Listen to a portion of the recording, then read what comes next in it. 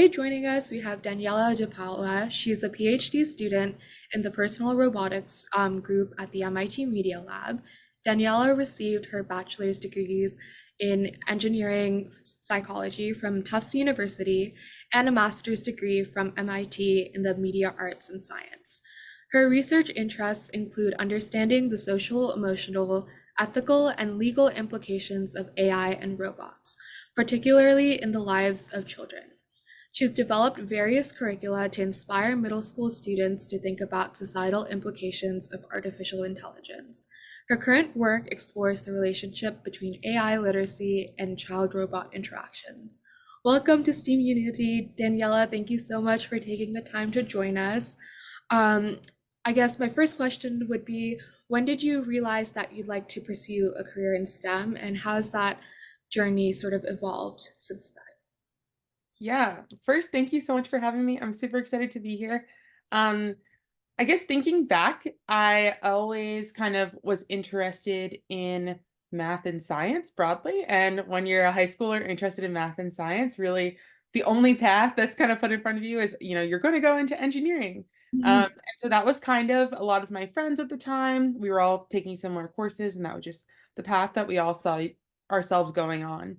And so I applied to engineering college programs, and really I knew I liked all types of science. So I put like biomedical engineering on my application, thinking it was like a little bit of everything. I could still have all the science I liked. And got to college and kind of quickly realized that maybe this wasn't the field for me long term.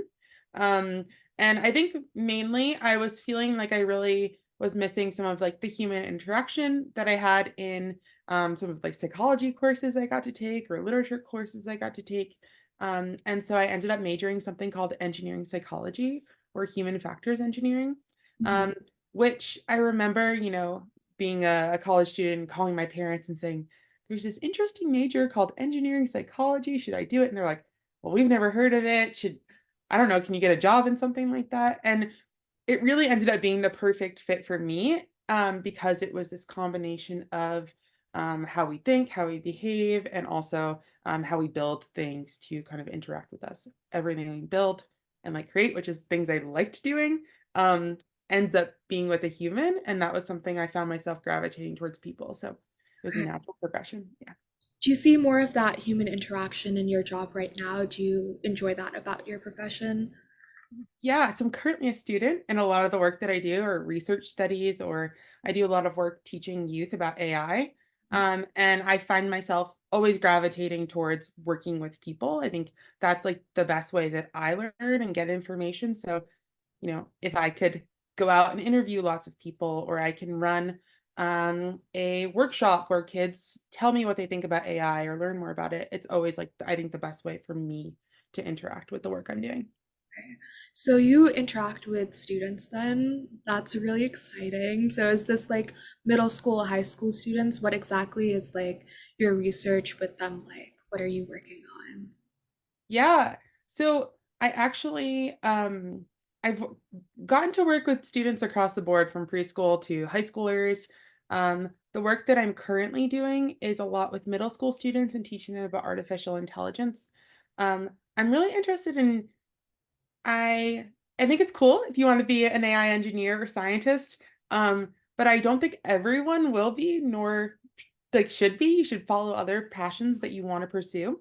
Mhm. And so I'm really interested in how we think about kind of the general youth population growing up with AI, not necessarily growing up to be like not teaching AI for the sake of becoming an AI engineer, but teaching AI for the sake of being like a responsible citizen or a responsible consumer of the technology.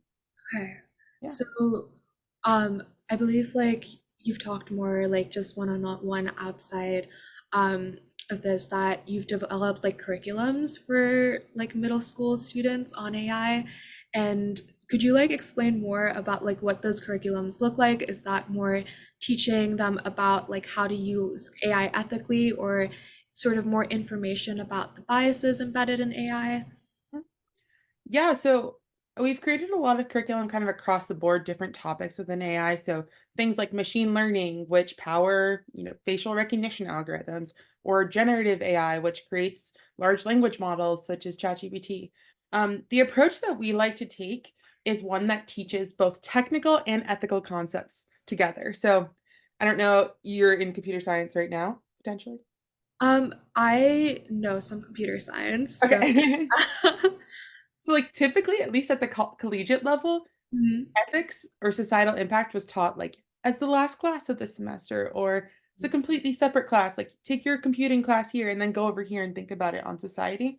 Mhm. The approach that we really take is making sure that as soon as you learn a technical concept, the ethical implications are taught right after it, and so you start thinking about, societal implications as part of the process and not just only, Okay.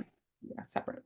Did you see that a lot like in your education when you were doing engineering psychology that like ethics wasn't as highly incorporated in like studying those fields, and I guess you put an emphasis on like teaching it side by side.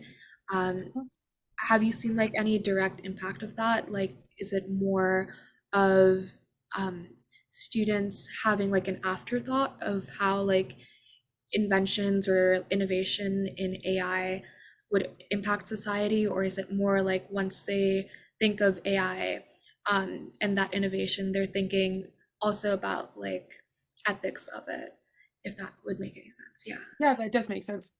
I think going back to, like, as an engineering psychology student, one of Mm. the main things that we learned was about user-centered design. So, I was taught this way of designing things with a person in mind, but that didn't really get at the structural level of things. So, you could interview 5 people and they could tell you their experiences with a device, Right. but that's very different than thinking about a whole community being affected, who's most at risk, who's most vulnerable in a certain situation. So, I think once I started learning more about, like, ethical thinking and a concept called design justice, Mhm. that for me kind of turned on a switch about we should be thinking about things more structurally, and that's kind of how I made the pivot over to ethics. But I think, I always had this human-centered idea in my mind as I was learning engineering, so it kind of came like a natural fit.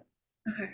Yeah. And I think that's really important now, especially that AI is way more accessible than it used to be. I think like 3, 4 years ago, I would have thought like only computer scientists are working with it, but now you can go online, you can access all of these generative AI systems, and like students don't really know how to incorporate that in their lives. And it's like a big change, even for educators and schools to be like implementing that.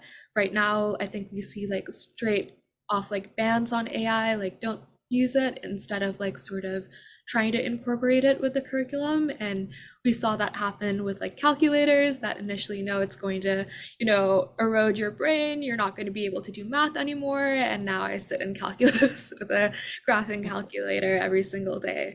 So, like, have you gotten any responses to your curriculum from schools, and like what have they sort of noticed? What are sort of the responses you get from both educators and children based off of your work?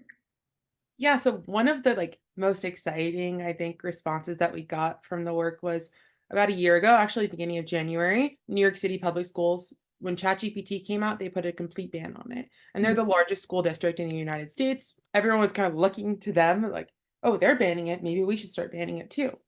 Um, and I worked on a curriculum with some of my colleagues here to explain what ChatGPT was and compare it to other technologies they might use, and also talk about what it might be good for, what it's not good for.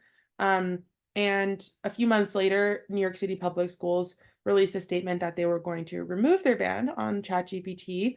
And they were going to start teaching, yeah, they were going to start teaching students more about the implications of the technology, and they pointed to our curriculum. So, hey, that was, yeah, so Congratulations. cool. Um, Yes. yeah, Okay. it was a really cool opportunity to kind of see um, how I think knowledge is power, and so like providing people with that information also to put a spark in their mind about how it could be used differently in their classrooms. Okay. Do you work with other people in terms of designing a curriculum? When I think of curriculum, I feel like very educator-centered like role. And so is there that interdisciplinary work within this like research that you do? Yeah, and I think, I mean, you could probably tell by now, the motto of my career has been this interdisciplinary space. Mm. I really like communicating across different fields and thinking about connections because I think that's where innovation sparks. And so, yeah, when we work in any curriculum, we work with AI experts, we work with educators directly, we talk to students directly, and like there's this combination of everyone providing their input to be able to create the curriculum. So I come from an AI research lab, so I would say I'm more on the AI expert side of things. Okay. But I like to collaborate with educators. Um, I collaborate with people who are really deep in the research of what I'm creating. Um, and I think that just makes it a much fuller curriculum in every respect of it. Yeah. Okay. Wonderful. I guess shifting more to the side of AI, of like bias in AI, we've seen that come up a lot lately, where generative AI systems aren't able to like take a picture of people of color and sort of generate like a professional looking photo from that. I believe an MIT undergraduate had like tried that, or and it had completely whitewashed her, and so sort of thinking about like diversity and inclusion in sort of the making of innovation, how do you see that progressing in fields of STEM and especially in AI? How would you promote that, and what do you see right now? Because you are working at the MIT Media Lab, and definitely there's a big focus on ethics. And I definitely do think that's really important in terms of bringing out change in these like developments of AI. Yeah. So this is a really good question. And I think, yeah, as you mentioned, there's a lot of issues and bias that come with AI. And, we saw this years ago with supervised machine learning. We were both at Joy Bolam-Weedy's book talk, where she spoke a lot about her early experiences with facial recognition systems. And now it's a few years later, we're working with generative AI images and we're seeing the same issues. So I think I mean, I kind of see this as twofold. One is we need to provide this like ethical practice in the design of things so that when your generation are the engineers, totally ready to think about ethics at every part of the process. That's one big thing. So just making it the norm to think about the impacts or think about others. But I think like a really important part of this is to make sure that there's good representation on these engineering teams. And so at our lab, we really try to work with communities that are historically underrepresented in STEM, and make sure that they're, getting excited or understanding how AI can be implemented in their future careers. Yeah. Sort of like moving on to more broader questions, what do you really enjoy about your profession? I know you've mentioned like human interaction is definitely a big part. So besides that, like what do you really enjoy about it? Yeah, I think like high level, I never thought I would get a PhD. Um, or when I was a child, I never thought I would get a PhD, but looking back, I'd always been so excited about the idea of just asking more questions and pursuing knowledge in general. Like I was always so excited to learn. And so the best part about being in academia and being a PhD student is the idea that I get to ask my own questions and answer them every single day. It's like I think the coolest opportunity.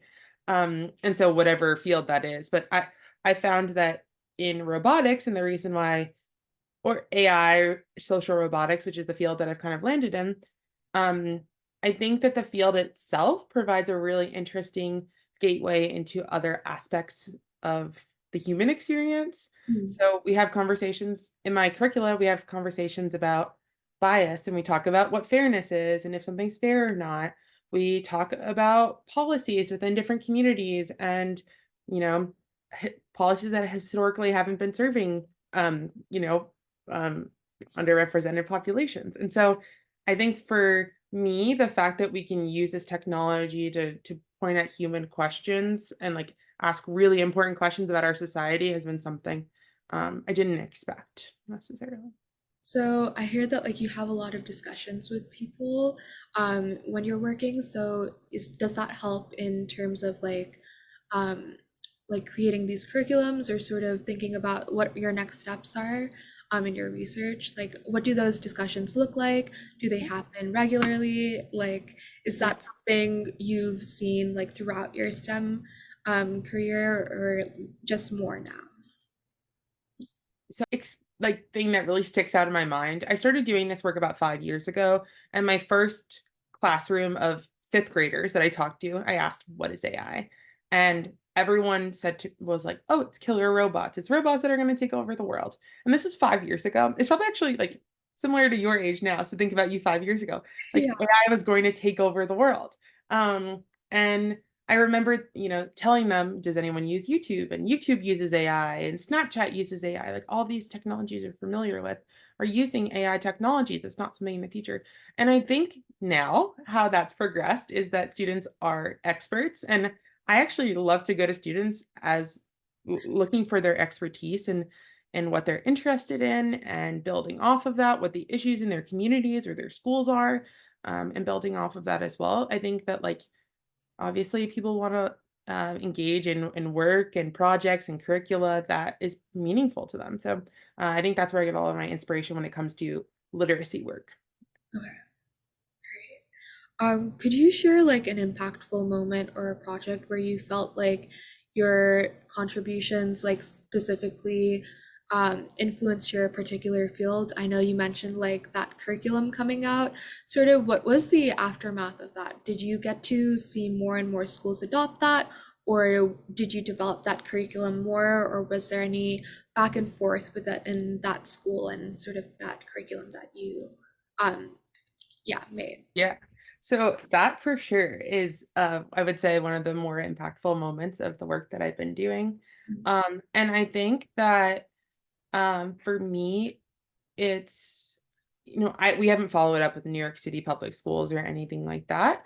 But we have been taking this approach where like new technology is coming out and Mhm. it's coming out really rapidly. And so our approach is to, we are at MIT, this innovation center, and understand what's coming down the pipeline and bring it to students right away and make sure students have access to it.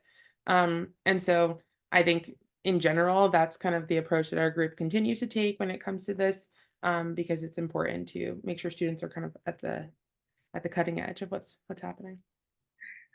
Uh, Sort of going back to like when you maybe first got into college and you were taking these engineering and psychology courses, um, could you like explain if you felt like you were well represented within your classrooms, or what was the diversity like in your education, and how has that changed, or how would you like to see that change? Yeah, I think I was reflecting on this question before this, and when you get into engineering school, like one of the first things during orientation is they always say, this class is 50% male, 50% female, or whatever it is. Like, first of all, they're making it binary. But secondly, like I think that so you're told right away that like there is an equal amount of people. And I will say that um for the most part in my classes, especially being in kind of a social science related engineering field, I Mhm. have felt well represented. Like in my classes, I am usually um, among other female peers.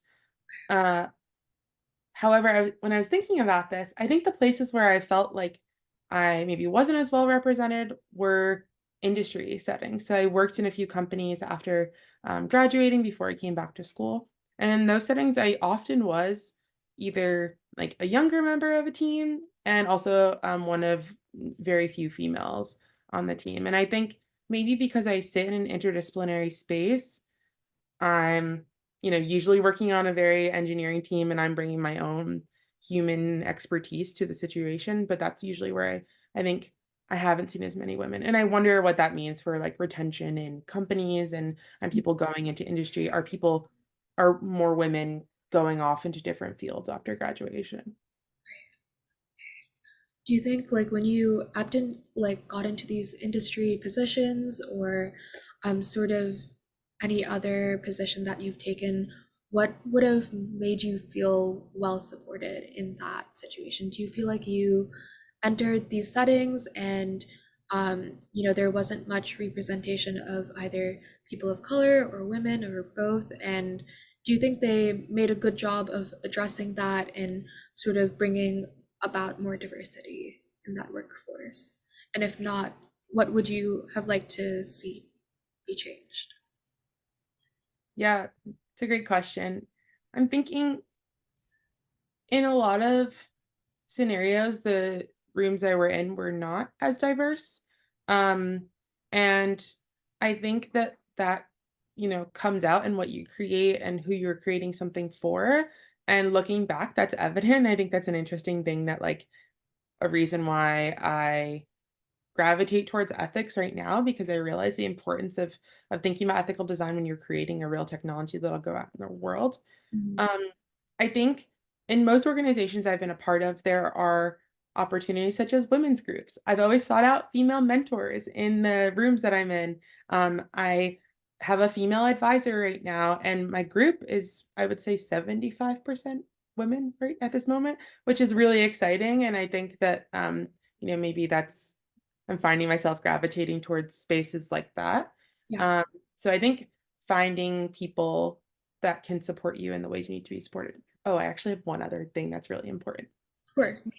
First job, I was um, one of very few women on a team, and also there were a lot of older men on my team.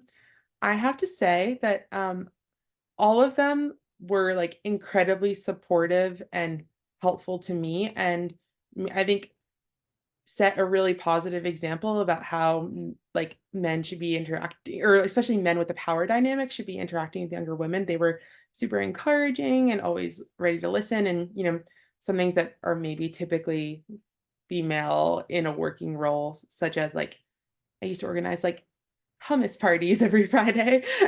They're like incredibly supportive and excited, and kind of never made me feel you know different for wanting to do. Do you definitely think that's helped you like sort of pursue this career? And I know later you talked about like where it wasn't as diverse and that's what made you gravitate towards more about working in ethics of innovation and specifically in AI. So basically having those mentors, how's that influenced or sort of shaped where you are right Yeah, I think that I do my best work. As you can tell, I'm very like social and human centered. I do my best work when I'm inspired by the people around me. So I like to find really like um, one, like smart, forward thinking people, but also two, like just really kind and humble and thoughtful people as well that are thinking about the implications. And I think that that's been usually where I get my most oh god, one second.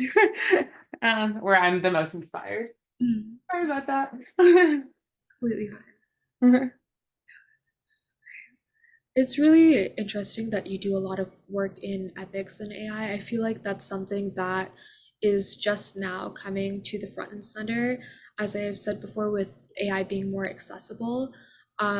How have like industries or sort of um, like institutions or organizations responded to that sort of calling out of you're making these tools, but you're not really placing an emphasis in diversity and inclusive AI or just overall like how you would um, integrate AI ethically. So just within like your specific career, how's that shaped? And Yeah, I think that that was something important that I didn't mention earlier, which is the idea that, we can have designers and engineers that are following ethical practices, but they're only able to carry out their job in the way that their institution and organization supports them. And I think we've seen lots of companies and industries who are adopting ethics teams and bringing in people who are talking about the ethics of their technologies. There's been a lot of work from the academic side that's educating people on some of the ethical implications of that. So I think that's all super positive. Um, I think that, yeah, I mean, I think we also just need to think about the role of um should I think well no, this is the last piece. So the government is I think mm, one big entity that's starting to think about ethical design. And specifically, a year ago, the White House put out this blueprint for an AI Bill of Rights to think about how human rights are impacted by AI and how to preserve the rights that we have as citizens. And so I think that the government will play a really big role in how we regulate the technologies. that's great. Thank you so much. And then one more question. I guess since STEAMunity is trying to create sort of this array of different women and their STEM professions. Could you just um, explain like how do you think storytelling or like sharing personal experiences can like benefit and inspire like future generations? What does that mean to you? Yeah, I was thinking of this question too. A few years ago, my advisor helped Mattel create their roboticist Barbie that came out a few years ago, and we were chatting about it. And I was thinking, like, if I was a 5-year-old to 10-year-old and I got a roboticist Barbie, would I actually understand how to play with it in a way that like represented what a roboticist did, or would I use that roboticist Barbie in different ways? And I think that by telling our stories, we're starting to give helping students imagine what a future could look like for them and what a day-to-day could look like for them so that hopefully someday when they're playing with their roboticist Barbies, it becomes a little bit more normal for them to be able to imagine that. Yeah, Thank you. Thank you so much for this interview today, for of joining course. STEAMunity.